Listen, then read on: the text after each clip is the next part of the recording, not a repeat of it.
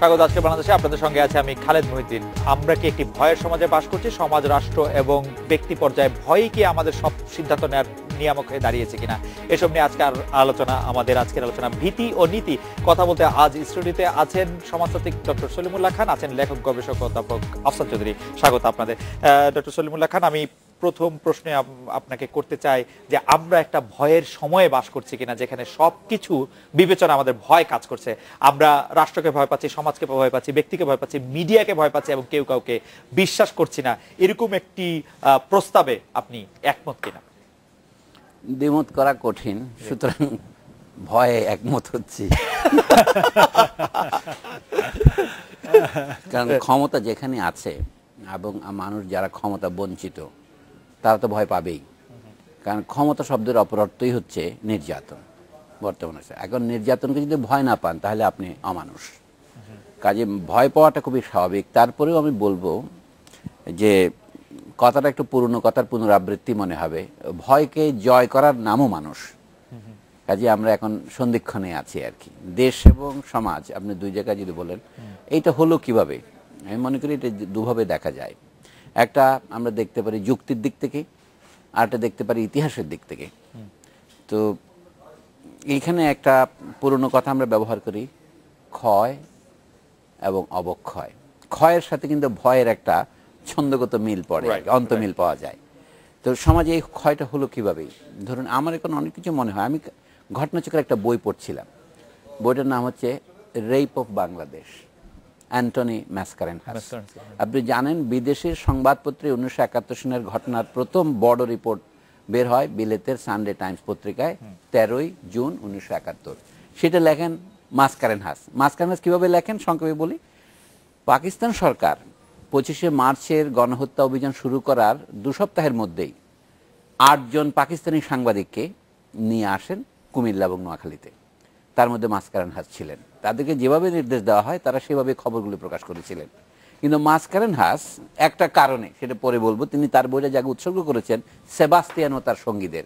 Sebastian ছিল কুমিল্লার একজন ক্যাথলিক খ্রিস্টান, যাকে পাকিস্তান বাহিনী তার চোখের সামনে গুলি করে হত্যা করেছিল। তার অপরাধ ছিল কি, একটি হিন্দু বাড়ির কিছু জিনিসপত্র নিয়ে এসে সেই পালিয়ে যাওয়া হিন্দুদের পৌঁছিয়ে দিচ্ছিল, তাকে তারা চোর বলে হত্যা করেছিল। এটা দেখার পর ম্যাসকারেনহাস বিলেতে চলে যান। বিলেতে চলে গিয়ে বিলেতের সানডে টাইমস পত্রিকার সাথে চুক্তি করে আবার পাকিস্তানে আসেন এবং তার পরিবারকে পাঠিয়ে দেন। তখন পাকিস্তানিদের নিয়ম ছিল পাকিস্তান থেকে একজন লোক বছরে একবারের বেশি বিমানে উঠতে পারবে না বিদেশে যাওয়ার জন্য। যেহেতু সে একবার বিমানে গিয়েছিল, সেই জন্য দ্বিতীয়বার এসে তার পরিবারকে পাঠিয়ে দিয়ে নিজে আফগানিস্তান সীমান্তে যায় এবং আফগানিস্তান থেকে তারপরে তিনি বিলেতে যান। গিয়ে তিনি 12 জুন সেখানে পৌঁছেন এবং 13 জুন ওই খবরটা প্রকাশিত হয়। ওটার নাম ছিল জেনোসাইড। সানডে টাইমসের ইতিহাসে এত দীর্ঘ রিপোর্ট একসাথে বের হয় না। ওটা প্রায় ফুল পেজে 3 পেজ ছিল এডিটোরিয়াল সহ। তারপরে পৃথিবীর জনমত বদলাতে থাকে। সম্প্রতি বিবিসি নিউজ লিখেছে 2011 দিকে যে the report that change the world opinion about Bangladesh war. আমি বলছি সেই ভয়কে জয় করেছিলেন তিনি কিভাবে? এইভাবে, কৌশল নিয়ে। যে তখন পাকিস্তান সেনাবাহিনী যা রিপোর্ট করতে বলেছিল, অন্য 7 জন সাংবাদিক তার সাথে যারা গিয়েছিল তারা ওইভাবে রিপোর্ট করেছিল। রিপোর্টটা কি ছিল? যে বাঙালিরা অবাঙালিদের হত্যা করেছে।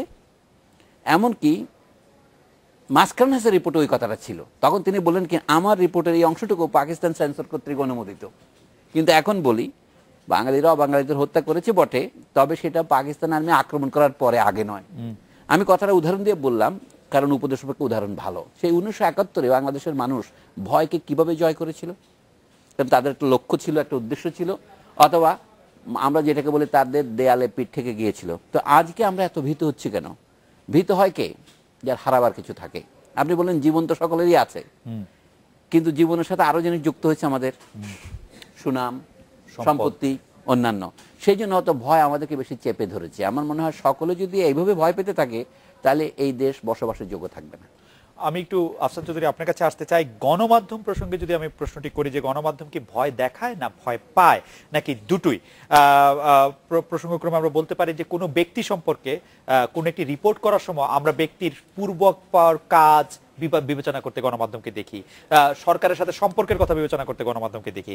আজকে স্বাস্থ্যমন্ত্রী সংসদের কথা যদি আমি উদ্ধৃত করি, স্বাস্থ্যমন্ত্রী সংসদে বলেছেন চিকুনগুনিয়া নিয়ে আতঙ্কের কিছু নেই, গণমাধ্যম ইচ্ছে করে আতঙ্ক ছড়াচ্ছে। আপনার কাছে এটা শুনবো যে গণমাধ্যম ভয় দেখায় না ভয় পায় নাকি দুটোই?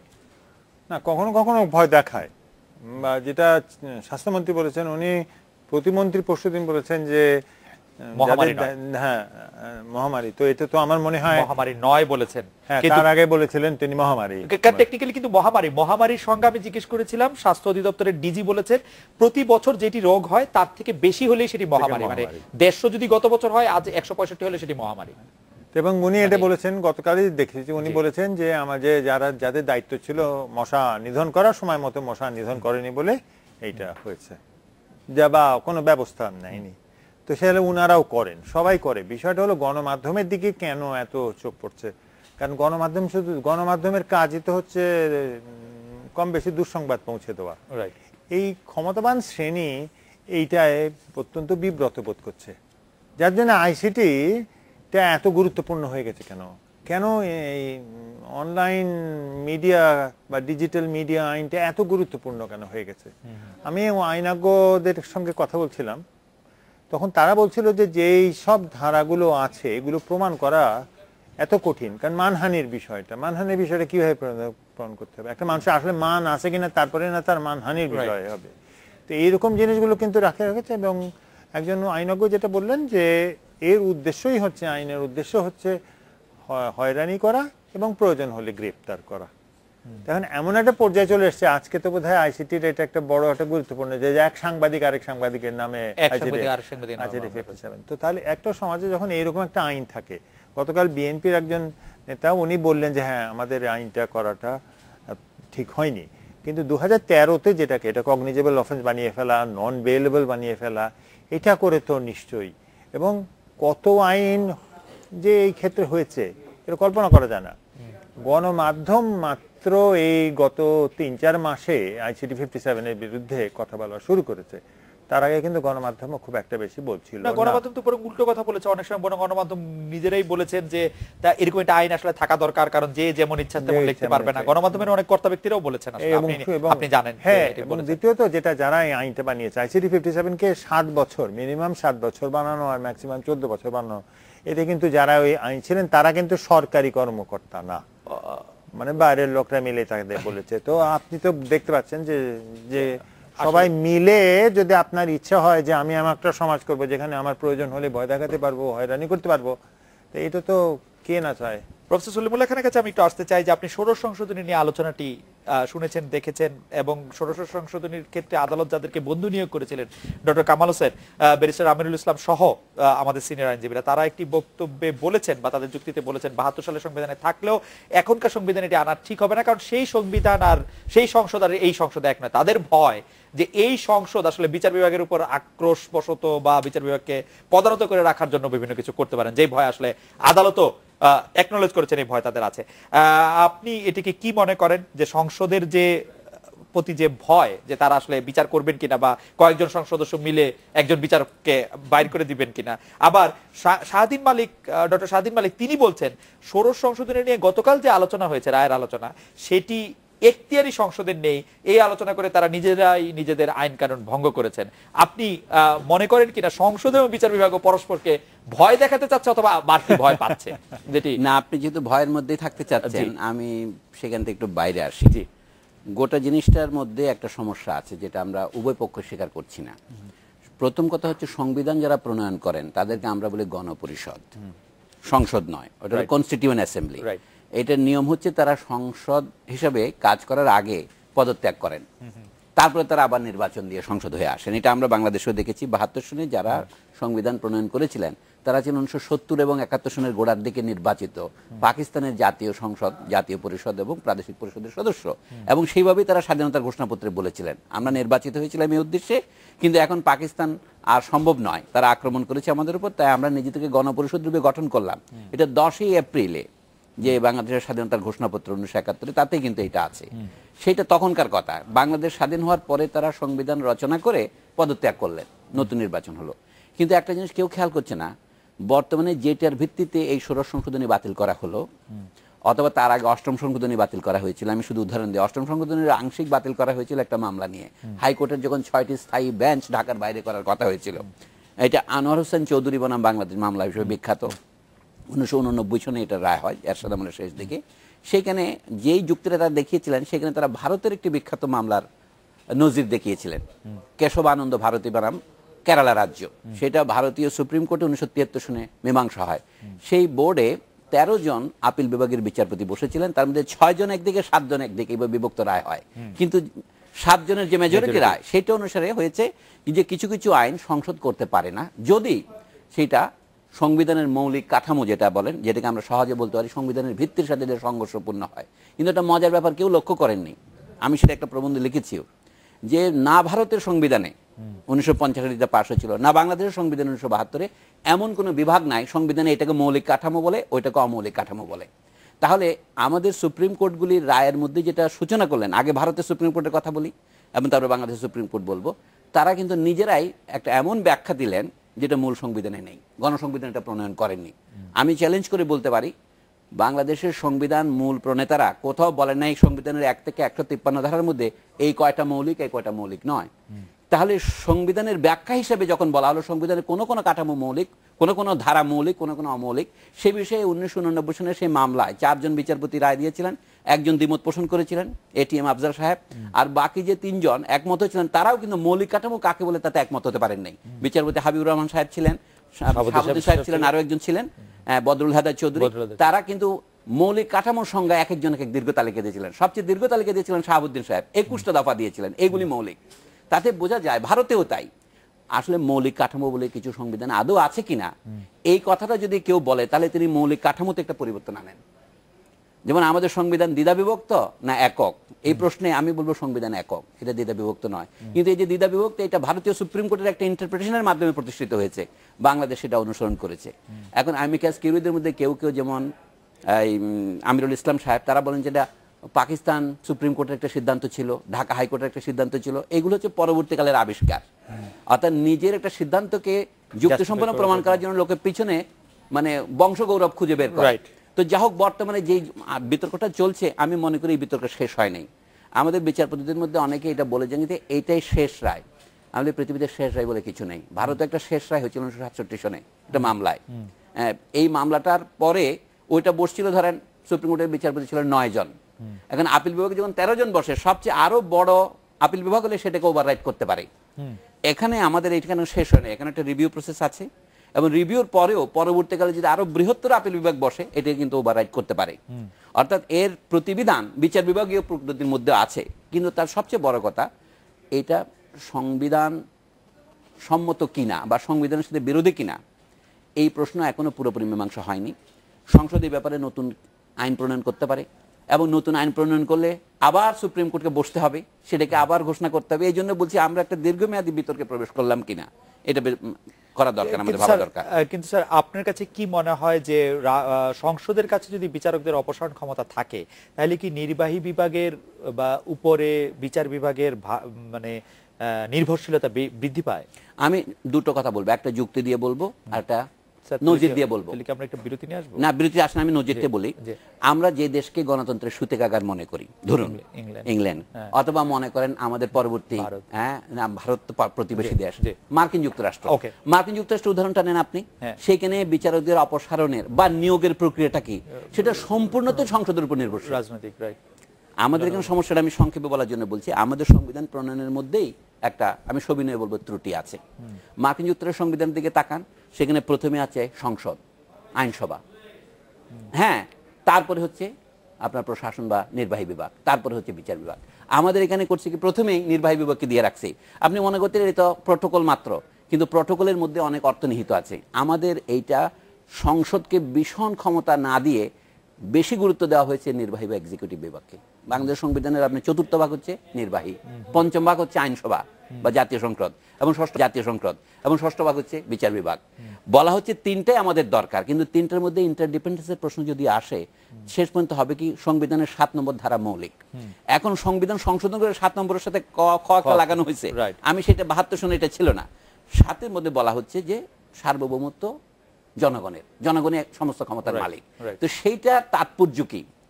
আমরা বলছি কি, এখন আমরা সংবিধানের 111 ধারাকে দিয়ে বলি যে, ডক্টর কামাল সাহেব বারবার বলেন, ওখানে কি বলা আছে যে আমাদের দেশের কোন একটা আইনের অর্থ কি, এই বিষয়ে হাইকোর্ট বিভাগ যে রায় দেবেন সেটা সমস্ত আদালতের উপর প্রযোজ্য হবে, আর আপিল বিভাগ যে রায় দেবেন সেটা হাইকোর্ট বিভাগ শুদ্ধ সবার উপর প্রযোজ্য হবে। এইটা হচ্ছে তাদের রিভিউ পাওয়ার। কিন্তু এই রিভিউ পাওয়ার আগে ছিল এক্সিকিউটিভ অ্যাকশনের উপর, অ্যাডমিনিস্ট্রেটিভ অ্যাকশনের উপর। এখন ধীরে ধীরে যে নতুন ডক্ট্রিনটা গড়ে উঠছে সারা পৃথিবীব্যাপী, শুধু বাংলাদেশে নয়, সেটা হচ্ছে কি বিচার বিভাগের ক্ষমতা শুধুমাত্র প্রশাসনের উপর বা নির্বাহী বিভাগের উপর নয়, এমনকি আইনসভার উপরে প্রযোজ্য হবে। কিন্তু মার্কিন যুক্তরাষ্ট্রে এই বিষয়ে দীর্ঘ ঐতিহ্য আছে, 1803 সন থেকে শুরু করে আজ পর্যন্ত। কিন্তু সেখানে অনেক ধারা বিবর্তনের পরেও দুটো কথা মনে রাখবেন, বিচারপতিদের নিয়োগ সংসদের অনুমোদন ছাড়া কখনো সিদ্ধ হয় না। ওকে, আমরা এটা বিরতি নিচ্ছি। বিরতির পর জনাব আফসান চৌধুরী, আপনার কাছ থেকে শুনতে চাইবো যে এই বিষয়ে আপনার মতামত বা পর্যবেক্ষণ কি। গতকাল সংসদের আলোচনা নিশ্চয়ই আপনি শুনেছেন, আজকেও সংসদের আলোচনা কিছুটা হয়েছে। আমরা এটা বিরতি নিয়ে ফিরছি আপনাদের কাছে।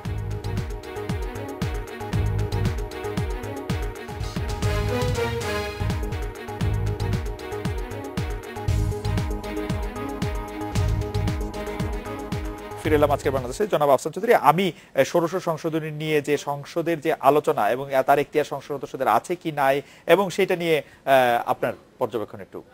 ধন্যবাদ। আমি একেবারে সাধারণ অবস্থা থেকে বলছি যে এইটা খুব স্বল্প সংখ্যক মানুষের একটা বিষয়, এটার ব্যাপারে মানুষের আগ্রহ খুবই কম। যেটা আগ্রহ মানুষের আছে সেটা হলো যে এরকম একটা সংশোধনী হলো, সেটা আবার কোর্টে না করে দিল, তারপরে গভর্নমেন্ট অ্যাপিল করলো, সেটা গভর্নমেন্ট তারপরে সুপ্রিম কোর্ট বললো যে না, অ্যাপিল ইজ নট অ্যাকসেপ্টেবল। অর্থাৎ আমাদের বর্তমান অ্যাপিলের ডিভিশনকে দেখা হচ্ছে যে উঠে দাঁড়িয়ে বলতে পারে, যে সরকারকেও বলতে পারে, এরকম একটা সবল সরকারকে বলতে পারে যে না, এইটা আমরাই ঠিক, তোমরা না।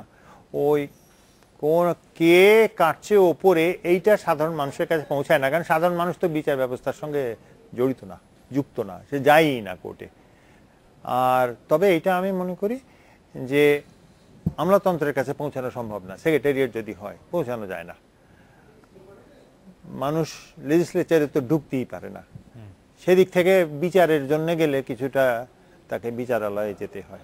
বিচারালয় কিন্তু সাধারণ মানুষের সঙ্গে অনেক বেশি ঘনিষ্ঠ, তাকে তো সারাক্ষণ ডিল করতে। এই জন্য বলছি যে আমাকে তো নিয়মিত এখন বিচারালয়ে যেতে হয়। আমি দেখতে পাই যে মানুষের সঙ্গে বিচারালয়গুলোর এক ধরনের ঘনিষ্ঠতা আছে, যেটা আমলাতন্ত্রেরও নাই, সংসদের তো নাই।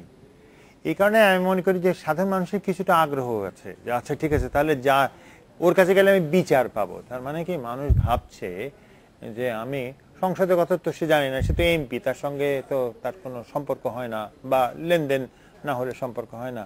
আমলাতন্ত্রটা, সেলমুল্লাহ যেটা বলছিল যে আমলাতন্ত্র এত সবল, এত প্রবল হয়ে গেছে, ও নিজেকে বাঁচাবার জন্য ও কার কাছে যাবে, ও তো বিচারালয়েই যায়।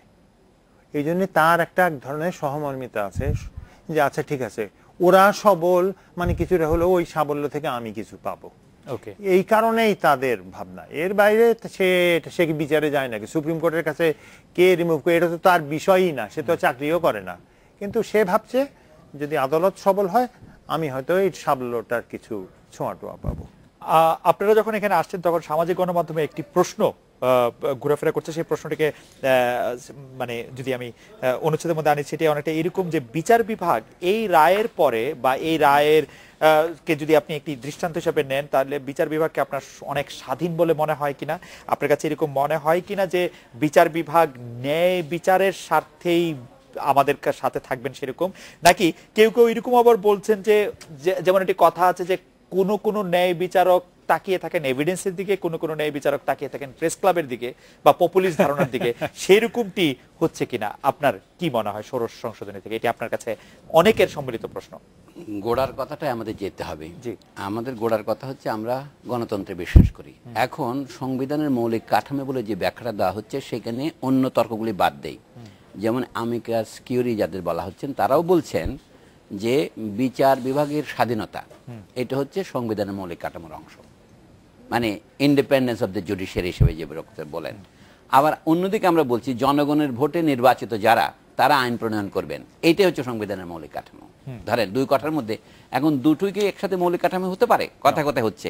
তাহলে দুটোর মধ্যে আমি বলছি সংবিধানের কোনো মৌলিক কাঠামো বলে চিহ্নিত করা নাই। ফলে কোনটা মৌলিক কাঠামো সেটা বাদ দিয়েও বলি আদৌ কোনো মৌলিক কাঠামো আছে কিনা, সুপ্রিম কোর্ট এই কথাটা স্বীকার করছেন যে আছে। আমি বলছি এই কথাটা বলাই হচ্ছে আদি মৌলিক কাঠামোতে পরিবর্তনের সামিল। তাহলে কথাটা স্ববিরোধী হলো। অর্থাৎ আমি প্রথমে বলছি কেউ মৌলিক কাঠামোতে হাত দিতে পারবে না, যদি সংসদে হাত দেয় সেটা বেআইনি হয়ে যাবে। এমনকি আমি লক্ষ্য করলাম বহু সংসদ সদস্য, যেমন ধরেন জাসদের মঈনুদ্দিন খান বাদল, তিনি বারবার বলছেন সংবিধানের কোন বিধানের সাথে সাংঘর্ষিক সেটা দেখাতে হবে। উনি বলছেন, আমি বলছি উনিও মেনে নিচ্ছেন যে সংবিধানের মৌলিক কাঠামো বলে একটা কিছু আছে, কিন্তু আমি সবিনয়ে নিবেদন করছি সংবিধানের মৌলিক কাঠামো বলে কিছু আসলে নাই, সেইটা পরবর্তীকালে আরোপিত হয়েছে। অর্থাৎ গণপরিষদ যখন সংবিধান প্রণয়ন করেন তখন মৌলিক কাঠামো কোটা নির্দেশ করেননি, পরবর্তীকালে আমরা বুদ্ধিমান হয়েছি, আমরা এটা করছি। এটা কে করছি? সুপ্রিম কোর্ট তার ক্ষমতা বলে করছেন। সেই ক্ষমতাটা কি? তাকে 111 ধারা যে ক্ষমতা দেওয়া হয়েছে তিনি ইন্টারপ্রিটেশন করতে পারেন। কিন্তু আমার প্রশ্ন হচ্ছে, যে ইন্টারপ্রিটেশনের, যে আইন প্রণয়ন ক্ষমতার দৌলতে আমাদের সংসদ মৌলিক কাঠামোতে পরিবর্তন আনতে পারেন না, আনলে সেটা বাতিল হয়ে যায়, তাহলে কোন ক্ষমতার বলে সুপ্রিম কোর্ট এই মৌলিক কাঠামো কথাটা উদ্বোধন করলেন, যার মধ্যে সংবিধানের মৌলিক কাঠামোতে বদলে গেল? অভিন্ন সংবিধান 153টি দ্বারা সবাই সমান মর্যাদা সম্পন্ন, সেটা এখন 2 ভাগে বিভক্ত হলো। যদি বা কোন ভাগে কি আছে আমরা এখনো জানি না, কিন্তু একটা ধরুন বিচার বিভাগের স্বাধীনতা, এইটা অন্য একটা চাইতে সার্বভৌমত্ব জনগণের হাতে, তার উপরে প্রাধান্য পেল। এই দ্বন্দ্বের মীমাংসা কে করবে? যে ব্যক্তি বলে আমি সব সময় মিথ্যা বলি, সে কি বলে? যদি সে মিথ্যা বলে এটা অনুমান করে তাহলে এই কথাটাও মিথ্যা, তাহলে সে মিথ্যা বলে না। আর যদি সে মিথ্যা না বলে থাকে তাহলে এই কথাটা ঠিক আছে, সে মিথ্যা বলে, আপনি কখনোই সঠিক সিদ্ধান্তে পৌঁছতে পারবেন না। এটাকে গণিত শাস্ত্রে এবং যুক্তিশাস্ত্রে বলে আনডিসাইডেবল, অনির্ধারণযোগ্য বক্তব্য। আমি মনে করি আমাদের সংবিধানের মৌলিক কাঠামোর বক্তব্যটা তেমন একটা আনডিসাইডেবল। তাহলে এটাকে নির্ধারণ করবে জোর যার মূল্য তার, সে নির্ধারণ করবে, এটা আইনের দ্বারা নির্ধারিত হয় না। স্যার, 7 খর মাধ্যমে যখন বলা হয়েছে যে এই ধারাগুলি পরিবর্তন করতে পারবা না, এটা দিয়ে কি একটা মৌলিক, এটা তো মৌলিক কাঠামো উদ্বোধন করেছেন তারা, মৌলিক কাঠামো কি এটা তো সংশোধনী, তাহলে এটা বাতিল হয়ে যাওয়া উচিত। রাইট। যদি হাইকোর্টের 6টি স্থায়ী বেঞ্চ ঢাকার বাইরে হতে না পারে, কারণ এটা মৌলিক কাঠামো ক্ষতিগ্রস্ত হয়। ক্ষতিগ্রস্ত মানে কোথায়? সংবিধানের 100 ধারায় লেখা আছে বাংলাদেশ হবে একটি একক, স্বাধীন এবং সার্বভৌম প্রজাতন্ত্র, এটা 100 ধারাতে লেখা আছে। তো সেইটাকে আহত করে যদি আপনি হাইকোর্টের, কারণ কথা আছে হাইকোর্টের ক্ষমতা প্রজাতন্ত্রের সর্বত্র বিস্তৃত হইবে, এটাকে প্ল্যানারি জুডিশিয়াল পাওয়ার বলা হয়। সেটা যেহেতু ক্ষতিগ্রস্ত হবে, সুতরাং সেটা আপনি বাতিল হয়ে যাচ্ছে। সংবিধানের 100 ধারার সাথে সাংঘর্ষিক হওয়ার, মানে 1 নম্বর ধারার সাথে সাংঘর্ষিক হওয়ার কারণে এই 100 ধারা বাতিল হয়ে যায়। স্যার, আমরা কি অরিজিনাল প্রশ্নটাতে একটু ফিরবো যে উচ্চ আদালত পপুলিস্ট সিদ্ধান্ত দেওয়ার ব্যাপারে, পপুলিস্ট রায় দেওয়ার ব্যাপারে, যে রায়টা জনগণ পছন্দ করবেন বলে মনে হচ্ছে, সেটার ব্যাপারে বেশি আগ্রহী থাকছেন কিনা? এইটা আমি বলতে পারবো না, তবে ইতিহাস দেখলে মনে হয়, আমি যুক্তরাষ্ট্রের ইতিহাস দেখেন, যুক্তরাষ্ট্রের ইতিহাসে দেখা যায় উচ্চ আদালত সবসময় কনজারভেটিভ ছিল অনেকদিন পর্যন্ত। ধরেন 1935 সনে রুজভেল্ট যখন ন্যূনতম মজুরি আইন চালু করার চেষ্টা করেছিলেন, কথায় বলছি, সুপ্রিম কোর্ট বাধা দিয়েছিলেন। শেষ পর্যন্ত ওই যে 1933 সনের মহা যে আপনার অর্থনৈতিক সংকট দেখাতে আমেরিকায়, তারপরে সুপ্রিম কোর্টেও পরিবর্তন আসে। তাতে বলবো জনগণের চাহিদা যেটা শেষ পর্যন্ত, সেই ব্যাপারে সংবিধান যাই বলুক না কেন আমাদের সুপ্রিম কোর্টকেও নতি স্বীকার করতে হয়। আমরা আফসান চৌধুরীর কাছে শুনতে চাইবো যে জনগণের চাহিদার কাছে নৈতিক স্বীকার করা বা জনগণের চাহিদা মাফিক কাজ করার কিছু বিপদও আছে কিনা, কারণ জনগণ যেটি চায় বলে মনে হয় বা যেটি ডিপিক্ট হয় সেটি কি আসলে চায় কিনা বা চাওয়া, আমরা একটু শুনতে চাইবো। আমরা একটা বিরতি নিয়ে ফিরছি আপনার কাছে।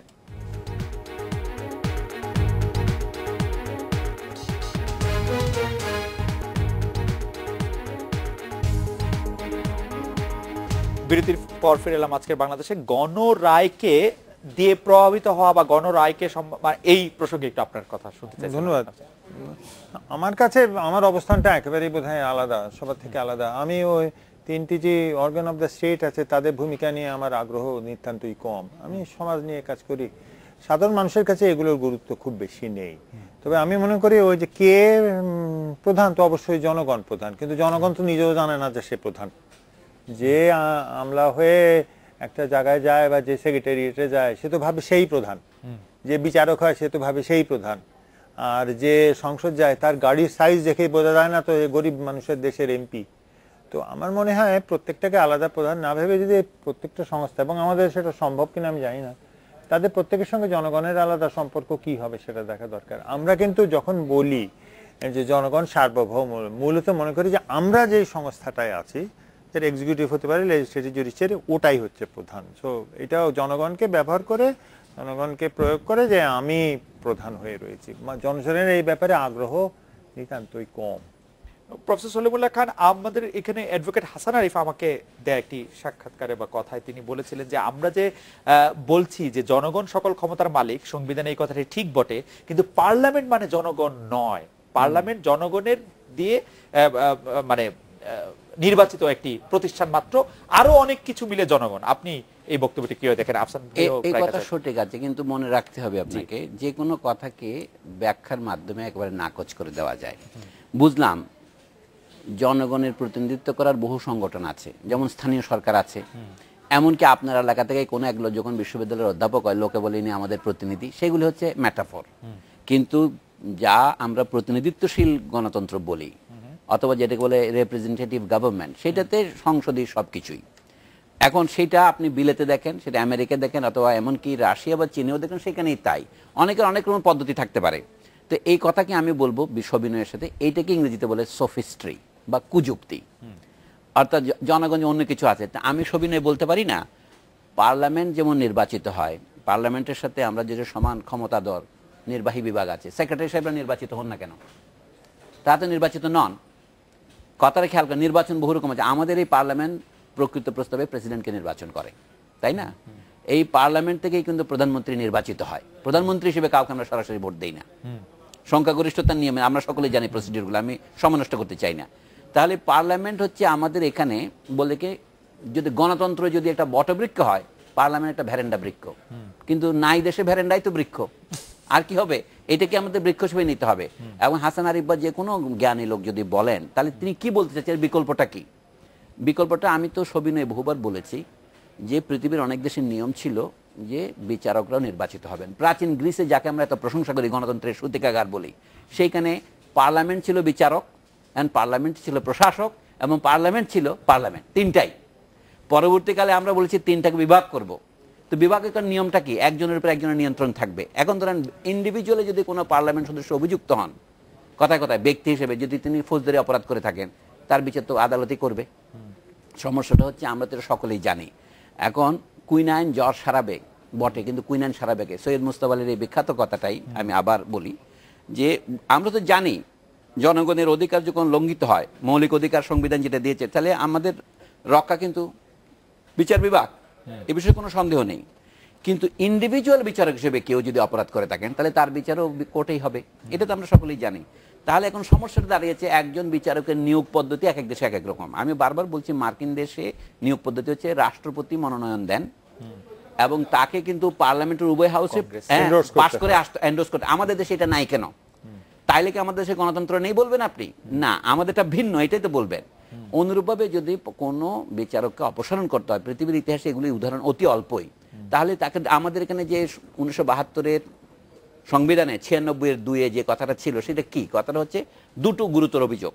কেউ যদি গুরুতর অসদ আচরণ অথবা অসামর্থ্য বলে করেছেন বলে প্রমাণিত হয়, তারপরে তাকে অপসারণের প্রক্রিয়া হিসেবে, এবং পার্লামেন্টে যদি একটা প্রস্তাব পাশ হয় 2/3 সংখ্যাগরিষ্ঠতার বলে, তখন রাষ্ট্রপতি তাকে অপসারণ করতে পারবেন। এভাবে বলে নাই, এইটা ছাড়া অপসারণ করা যাবে না। ভাষাটা হচ্ছে এখন রাষ্ট্রপতির জায়গায় এখন অনেকে যুক্তি আর কুযুক্তি দিচ্ছেন। এইটাকে নাকচ করে 4th সংশোধনীতে সমগ্র ক্ষমতা রাষ্ট্রপতির হাতে দেওয়া হয়েছিল, এবং তারপরে সেটাকে বাতিল করে পরবর্তীকালে আমরা তো 72টা রেস্টোর করিনি, তখন সুপ্রিম জুডিশিয়াল কাউন্সিলটা আনা হয়। কথাটুকু লেখেন, এখন ওইটাকে বাতিল করে আবার 72 প্রত্যাবর্তন করা হয়েছিল এই 16 সংশোধনের মাধ্যমে। এখন সেটা বাতিল হয়ে গেলে অটোমেটিক্যালি কোনটা এখন প্রতিস্থাপিত হবে, এই প্রশ্নটাও আসছে। তাহলে সাধারণত যুক্তি বলবে এই সংশোধনের আগে যে অবস্থা ছিল সেখানে ফেরত যাবে। কিন্তু গোটা সব জিনিসটা আমাদের ভাবতে হবে, বিচারকদেরকে আদৌ কোনো অপসারণ করা যাবে? যদি অপসারণ করতেই হয়, মানে তারাই আমাদের সমস্ত দুঃখের নিদান, তারাই হচ্ছেন কুইন আইন। কিন্তু তারা যদি দুঃখের কারণ হয়ে যায়, তখন এটা যাবে কোথায়? এটা যদি গণতন্ত্রের নিয়মের সাথে মিলে যদি আপনি বলেন, তারা বলছে না সংবিধান প্রণেতা যারা, তারা তো আর নাই। এখন যে অর্ডিনারি সংসদ, সেখানে 2/3 যদি এই প্রস্তাব গ্রহণ করেন, তাহলে তাদের অপসারণের সম্ভাবনা তৈরি হয়, তাছাড়া নয়। কিন্তু তা না করে যদি এখন সুপ্রিম জুডিশিয়াল কাউন্সিলের বিধানটাকে 3 জন নিয়ে সুপ্রিম জুডিশিয়াল কাউন্সিল হবে, তার মধ্যে প্রধান বিচারপতি এবং পরবর্তী 2 জন থাকবে, তাদের মধ্যে সংখ্যাগরিষ্ঠতার ভিত্তিতে সিদ্ধান্ত হবে। তার মানে কি 2 জন যদি একমত হয়, তাহলে তাকে কিন্তু অপসারণ করা যায়। কোনটা বেশি গণতান্ত্রিক? এবং সেটি আবার ক্যামেরা ট্রায়াল, আমরা জানবই না আসলে কার বিরুদ্ধে। কথা হচ্ছে এইগুলো কেন হচ্ছে আমি জানি না। এটা আমাদের গণতান্ত্রিক ব্যবস্থা যে এখনো দুর্বল, অর্থাৎ আমরা জনগণের নির্বাচিত প্রতিনিধি, যাদের দ্বারা প্রণীত আইন দ্বারা আমরা চলতে পারি, তাদেরকে আমরা সব বিষয়ে বিশ্বাস করতে পারি, এমনকি রাষ্ট্রপতিকে অভিশংসনের ক্ষেত্রে বিশ্বাস করতে পারি, স্পিকারকে অভিশংসনের ক্ষেত্রে বিশ্বাস করতে পারি, প্রধানমন্ত্রীকে অনাস্থা দেওয়ার ক্ষেত্রে আমরা বিশ্বাস করতে পারি। আমাদের দেশের প্রধানমন্ত্রী তো অভিশংসন বলে কোনো কথা নাই, সেটা পরে হবে। এই জন্য বলি যে বিচারপতিদের ক্ষেত্রে আমরা এই ব্যতিক্রমটা চাইছি কেন, এখানে লক্ষ্য করা বিচার আমেরিকার কিউরিদের মধ্যে একজন আজমাল হোসেন কিউসি, উনি যে যুক্তিটা দিয়েছেন, এখন যুক্তিতে আমরা দেখি যুক্তিকে সংখ্যাগরিষ্ঠ দিয়ে প্রতিষ্ঠিত হবে না যুক্তির গুরুত্ব দিয়ে প্রতিষ্ঠিত হবে। আমাকে যদি সবিনয় বলতে দেন, আমি ওই 10 জনের বক্তব্যই দেখেছি অভিসন্ধিপ্রসূত। তারা কিন্তু এরকম যুক্তি দিয়েছিলেন অষ্টম সংশোধনী বাতিলের ক্ষেত্রেও, তাদের যুক্তি খুবই দুর্বল ছিল, কিন্তু সংখ্যাগরিষ্ঠতার জোরে তারা কিন্তু জিতে গেছেন। এবং তারা কিরকম যুক্তি হচ্ছে, আমাদের সংবিধানে লেখা আছে প্রজাতন্ত্রের রাষ্ট্রভাষা বাংলা, সেটা থাকা সত্ত্বেও সুপ্রিম কোর্ট একটি রায়, হাইকোর্ট বিভাগের রায়টা দিয়েছিলেন 1992 সনের গোড়ার দিকে হাসমতুল্লাহ বনাম আজমেরি বেগম মামলায়, সেইটার বলে এখন ইংরেজি চলছে। সংবিধানে যাই লেখা থাক না কেন, ব্যাখ্যার বলে তার ঠিক উল্টা যে করা যায় অন্য আইনের দোহাই দিয়ে, civil procedure code, criminal procedure কোডের দোহাই দিয়ে এখন হাইকোর্ট সহ কোর্টে ইংরেজি ভাষার প্রচলনকে বৈধ রাখা হয়েছে। সংবিধানকে আমি বলবো সরাসরি বিরোধিতা করে, আমি লঙ্ঘন শব্দের ব্যবহার করছি না। অর্থাৎ সংবিধানের যে পরিষ্কার অর্থ, এখন ব্যাখ্যার দুটো অর্থ, একটাকে আমরা বলি লিটারাল আর বলি ফিগারেটিভ। লিটারাল মিনিং হচ্ছে প্রজাতন্ত্রের রাষ্ট্রভাষা বাংলা, তাতে আমরা ধরে নিয়েছিলাম যে সুপ্রিম কোর্টও প্রজাতন্ত্রের একটি অঙ্গ, এখন তো আমরা বলছি 3 অঙ্গ। কিন্তু এখন বলা হচ্ছে আদালত, ওই রায়ে বলা হয়েছে আদালত রাষ্ট্রের অঙ্গ নয়, এরকম রায় কিন্তু এখনো কার্যকর আছে। সুপ্রিম কোর্ট ইচ্ছা করলে এটা সুমোটো বাতিল করতে পারতেন, করেননি, এবং অন্য কেউ মামলা করেননি। আমাদের এই উকিল সাহেবরা, আমিকাস কিউরিরা তখন কোথায় ছিলেন? তারা যে এখন বলছেন যে এটার প্রতি দেশের বিচার, কোন দেশের ন্যায় বিচার আছে কিনা সেটার প্রথম প্রমাণ কি, সেই দেশের বিচার সংখ্যাগরিষ্ঠ জনগণের ভাষায় হয় কিনা এবং কাছাকাছি পৌঁছতে পারে কিনা। হ্যাঁ, কথা হচ্ছে কি এই কাজগুলো যারা করছেন, আদালতের পক্ষে এই বিষয়ে সিদ্ধান্ত নেওয়া সম্ভব, কিন্তু আদালত দুভাবে সিদ্ধান্ত নেন। আগের দিনে আদালত সিদ্ধান্ত নিতেন যে আপনি মামলা করলেই তারা শুধু রায় দেবেন, এখন তারা নিজের উদ্যোগে, যেটাকে ল্যাটিন ভাষায় সুমোটো বলে, অন হিজ ওন ইনিশিয়েটিভ, সেটা তারা করতে পারেন। আরেকটা হচ্ছে, আরো পরিবর্তন হয়েছে, আমাদের সুপ্রিম কোর্ট একটা নতুন পরিবর্তন করেছেন 90-এর দশকে গত, সেটা কি, যে মামলা কে করতে পারবে, যেটাকে ল্যাটিন ভাষায় বলে লোকাস স্ট্যান্ডি বলে। সেটা হচ্ছে, আগে বলা হচ্ছিল যে অভিযোগ, যে অ্যাগ্রিভড বা শুধুমাত্র সেই সংক্ষুব্ধ ব্যক্তি বলে তিনি পারবে, এখন আমরা অন্যরাও করতে পারি, আদালত নিজেও করতে পারেন, কিন্তু এই যে বাংলা ভাষা চালুর প্রশ্নটি এখনো চালু হয়নি। ওকে, আমরা একটা বিরতি নিচ্ছি, বিরতির পর ফিরে এসে আন্তর্জাতিক সংস্থাগুলি, বিশেষ করে যে গত কয়েকদিনে যে সংস্থাটির কথা বেশি আলোচনা হচ্ছে সেটা হচ্ছে হিউম্যান রাইটস ওয়াচ। তারা একটি 82 পৃষ্ঠা প্রতিবেদন দিয়েছে, সেখানে মানবাধিকার যে পরিস্থিতি, সেই পরিস্থিতি নিয়ে কথা বলছে। আপনি এইসব প্রতিবেদনের কে কতটা গুরুত্বপূর্ণ মনে করেন এবং তাদের বক্তব্য কতটা বাস্তবসম্মত বলে আপনার মনে করেন? আমরা একটা বিরতি নিয়ে ফিরছি আপনার কাছে।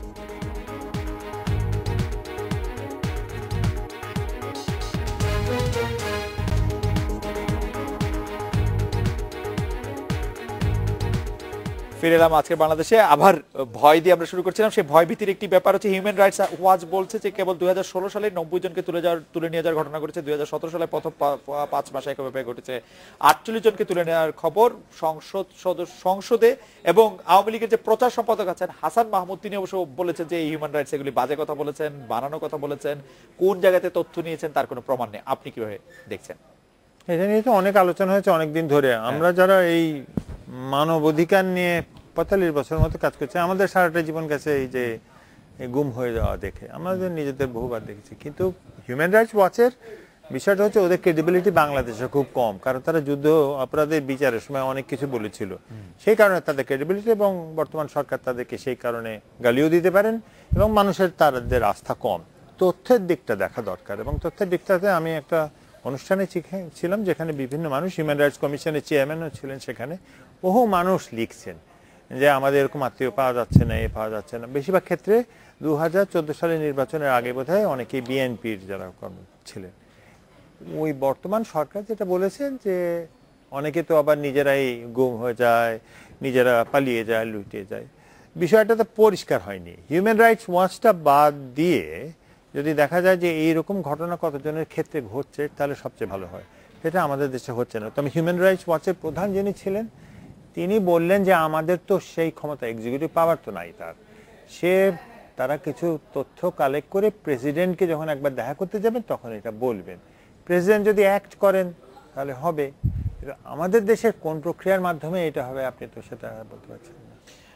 ডক্টর সলিমুল্লাহ খান, আমাদের একটু ফরহাদ মজার প্রসঙ্গে আসতে হচ্ছে। দর্শকরা জানতে চাইছেন যে ফরহাদ মজার যে কথা বলেছেন তার মধ্যে একটি কথা একটু আমার মনে আছে, সেই কথাটি হচ্ছে অনেকটা এরকম যে সরকারকে বিব্রত করতে কোনো পক্ষ তাকে গুম বা অপহরণ করে থাকতে পারে। আজ আবার আমরা পত্রিকায় এবং সাংবাদিকদের মারফত একটি খবর আমরা জানি যে একজন ভদ্র মহিলার কথায় তাকে ডেকে আনা হয়েছিল বলে পুলিশ যে দাবি করেছে এবং ভদ্রমহিলার সাক্ষ্য আদালত এবং পুলিশের সামনে জবানবন্দি দেওয়া হয়েছে। পুরো বিষয়টাকে কেউ কেউ মনে করছেন বানানো, কেউ মনে করছেন যে আপনার পর্যবেক্ষণ একটু জানতে চাইবো এবং আপনার কাছে এটিও জানতে চাইবো যে ফরহাদ মজহার তার লেখনীতে বা তার জবানিতে সাংবাদিকদের কি ঘটেছিল পুরোটা বলবেন কিনা, বললে সেটি কতটা বিশ্বাসযোগ্য হবে বা সত্য, সেটা তো অনুমান করা সম্ভব নয়। আমি যেটুকু এই পর্যন্ত আমাদের জানা আছে তার ভিত্তিতেই শুধু বলতে পারি।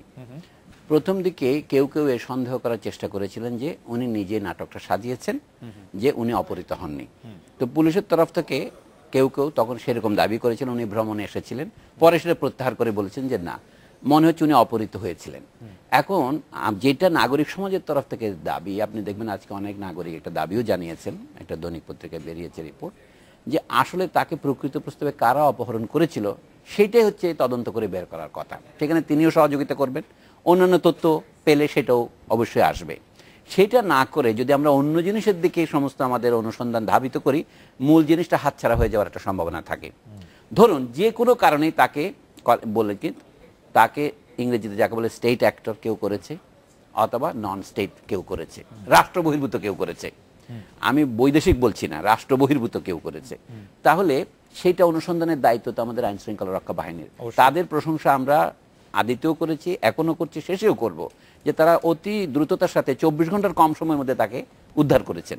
এখন দায়িত্ব হচ্ছে এই ক্ষিপ্রতার প্রমাণ দ্বিতীয় ক্ষেত্রেও দেব আমরা, যে কারা তাকে অপহরণ কিছুটা জানা অসম্ভব নয়। ধরেন কোনো নারীর সাথে জড়িত যদি হয়ে থাকে, যেটা বলে, তাতে কিন্তু তাকে অপহরণের পক্ষে কোনো যুক্তি পাওয়া যায় না। ধরুন তার সাথে কোনো নারীর সম্পর্ক আছে, যেটা তারা প্রচার করছে, মিডিয়াতে দেখছি, তো তাতে তার অপহরণটা তো বৈধ হয় না।